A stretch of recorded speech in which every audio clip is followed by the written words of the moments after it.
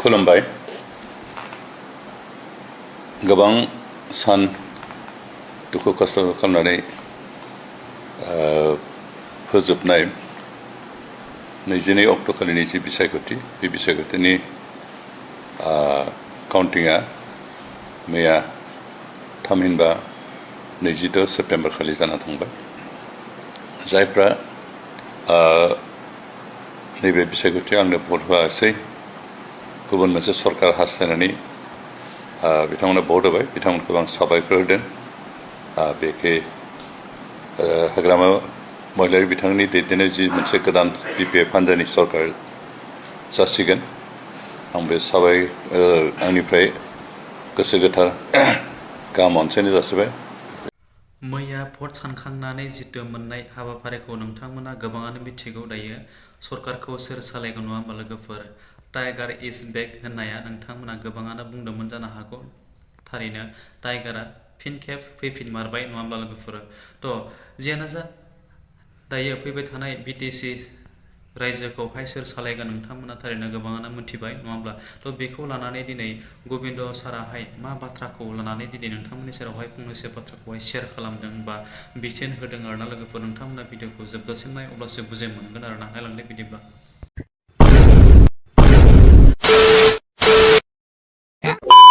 खुलुमबाय गोबां सान दुखु खस्थ' खालामनानै फोजोबनाय 22 अक्ट' खालिनि जि बिसायख'थि बे बिसायख'थिनि काउन्टिंआ मैया थामहिनबा 26 सेप्टेम्बर खालि जाना थांबाय बे गासैबो दुखु खस्थ' खालामनाय समाव जाय रायजो राजाखौ आंजों गसंफादोंमोन खामानि मावफादोंमोन जोंनि पार्टिनि डिस्ट्रिक्ट कमिटिनि बिबानगिरि ब्लक कमिटिनि बिबानगिरि आइजो गांखंनि बिबानगिरि लाइमोन गांखंनि बिबानगिरि लोगोसे गोरखा सेल आदिबासि सेल आरो माइनरिटि सेलनि जेसेबां मावथि दं बिथांमोना प्राय मास मोनसेसो गोबां खस्थ' खालामनायनि थाखाय बिथांमोनखौ साबायखर होदों दुखुनि बाथ्राया बेनो जे एसेबां दुखु खस्थ' खालामनायनि फिथाइ हिसाबै जों देरहानो हायाखिसै बे दुखु गोसोआव थाबाय खिन्थु जायफ्रा आंनो भट होदोंमोन आं बिथांमोनखौ साबायखर होदों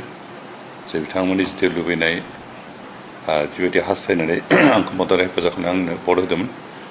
बिथांमोननि बे साननाय हनायफ्रा जाफुंहोनो हायाखिसै बेनिखायनो दुखु फोरमायदों लोगोसे जायफ्रा नैबे बिसायख'थियाव आंनो भट होआसै गुबुन मोनसे सरकार हास्थायनानै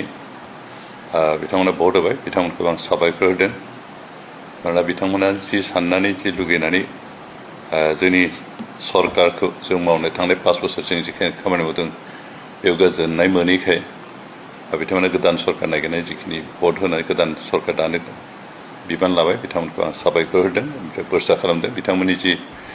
सिमां लानो गोदान सरकार दानो बे जाहाथे मोजाङैनो मोजां जाफुंलांथों बेखे हाग्रामा महिलारी बिथांनि दैदेननाय जि मोनसे गोदान UPPL हान्जानि सरकार जासिगोन आं बे आंनिफ्राय गोसो गोथार गाहाम अनसायनाय जासिबाय बेस्ट अफ लाक जासिबाय बिथांमोना रायजो राजा बिथांमोनखौ सायख'बाय आरो बिथांमोना रायजो राजानि लुगैनाय हास्थायनाय बायदि खामानि मावनो हाथों बेखौनो बोरसा खालामबाय उदालगुरिनि भैरबकुन्द समस्तियाव आंनि अपोजिसन हिसाबै गसंनानै देरहानाय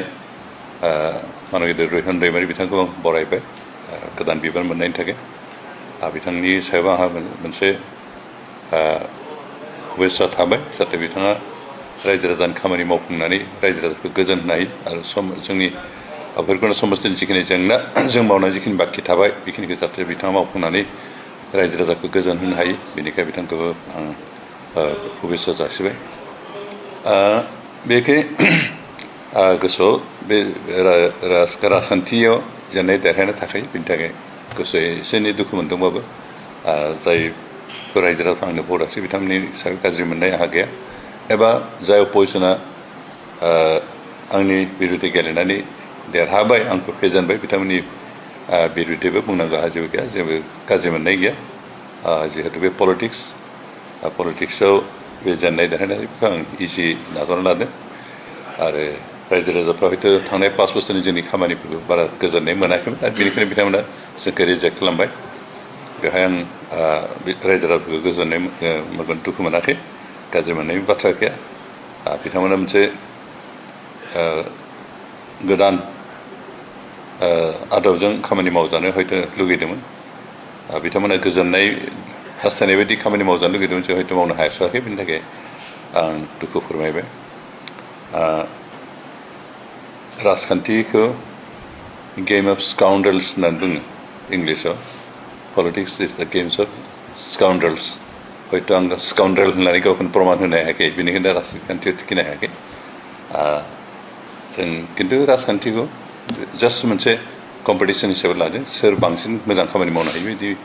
कम्पिटिसन हिसाबै लानानै खामानि मावलायनायनियासो राजखान्थि मोनसे रेसपन्सिबोल आरो बेखौ आसा खालामदों जायफ्रा गोदान सरकार दादों बिथांमोना जाहाथे जों जिखिनि मावदों बिनिख्रुइ बेटार मावनो हागोन होननानै जोंहा आसा खालामनाय दं रायजो राजाफोरखौ गोजोननाय लाबोनो हागोन होननानै आसा खालामनाय दं बेनिखायनो आं बिथांमोननो बेस्ट उइसेस होबाय जोंहा BPMनि दैदेननायाव जि गोदान सरकार जागोन बे सरकार जाहाथे रायजो राजाफोरखौ गोजोन होनो हायो बिटिआर ओनसोलनि जौगानायखौ मावफुंनो हायो आरो लोगोसे बिटिआर सुक्तिनि जिफोर रादायफोरखौ जों मावफुंनो हायाखै बिथांमोना जाहाथे बेखौ मावफुङो बेखिनिखौनो आंनि तरफनिफ्राय हास्थायनाय जाबाय बिसायख'थिनि समाव जोंहा अपोजिसन पार्टि वर्कारफोरनि गेजेराव केन्डिडेटफोरनि गेजेराव एसे सोंखारिलायनाय जाखायो हयथ' थांनाय केम्पेइन समाव मानोना रिहन दैमारिनि एगेन्स्टबो हयथ' माबाफोर आं गाज्रि बुंफ्लांदों बेखौ बिथाङा गोसोआव जाहाथे आघात नांनानै थाहाबा एबा मेनन मसाहारि बिथांनि एगेन्स्टबो हयथ' आं बहाबा फंसे फंनै बुंफ्लांनोबो हागौ बेफोरखौ जाहाथे गोसोआव लाखिलायालासिनो रायजो राजानि थाखाय मोजां मावलांनो बेखौ जों लुगैदों बेनिफ्राय जा UPPLनि जायफोर देरहाबाय बिथांमोनखौ आं बेखौनो बरायदों जे बिथांमोना साक्सेस जाबाय अपोजिसनाव मोनसे स्ट्रं अपोजिसन हिसाबै बिथांमोना जाहाथे जोंनि काउन्सिलनि एसेम्ब्लिफोर रल लागोन आरो मानोना स्ट्रं अपोजिसन थायोबासो सरकारा खामानि मावनो हायो बेनो जाबाय जोंहा हेल्दि डेम'क्रेसिनि मोनसे नेरसोन जेराव स्ट्रं अपोजिसन थागोन बेयाव सरकारा खामानिफोरखौ थिग मावगोन आरो जेराव अपोजिसन गैयाबा सरकारा गावनि गोसो मथे मोना हयथ' मालाबा रायजो राजानि जिखिनि लुगैनाय हास्थायनाय बेबायदि मावालासे मिसलिड जाफ्लांनो हागौ बेनिखायनो जोंहा BJPनिफ्राय जायफोर देरहाबाय आरो UPPLनिफ्राय जायफोर देरहाबाय बिथांमोना जाहाथे एसेम्ब्लियाव काउन्सिलनि एसेम्ब्लियाव जाहाथे मोनसे स्ट्रं अपोजिसन पजिटिभ खोथाफोरखौ जाहाथे सरकारनो दिन्थिलायो पजिटिभ क्रिटिसिजम जाहाथे दिन्थिलायो आं बेखिनिखौ खावलायबाय आसा खालामदों एबार 5 इयार्सनि थाखाय जिखिनि सरकार दाबाय बे सरकारा मोनसे साक्सेसफुल सरकार जाथों आं बेखौनो आसा खालामो लोगोफोर भिडिअआ बेनोमोन थारैनो नोंथांमोना भिडिअखौ जोबजासिम नायदोंबा बुजि मोनबाय बेनि गेजेरावनो आरो आं नोंथांमोननि सेरावहाय बयनिबो सेराव मोनसे बाथ्राखौहाय खावलायनो सानदों नैफोरबायदि इलेक्सननि समावहाय जों बयहाबो मिथिगौहि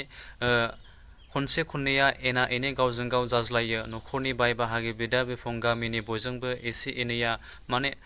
गावबा गाव हान्जाखौ मोजां मोननानै गावबा गाव दोलोआव हाबनानै बेफोरबायदि गावजों गाव एना एनिया एसे एनैया बयहाबो जालायखायो बेखौ बयबो मिथिगौ नोंबो मिथिगौ आंबो मिथिगौ नङा होमब्ला लोगोफोर जियानो जा लोगोफोर बेफोर जोबलांबाय थांबाय जिहेथु दायो मोजाङै मोजां जोंनि सरकारा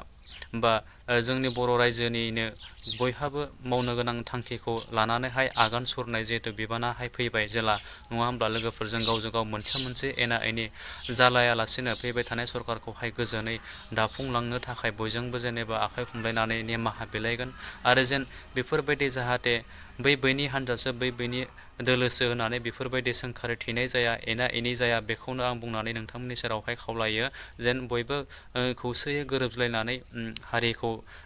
सरकारखौ सालायलांदो नङा होमब्ला लोगोफोर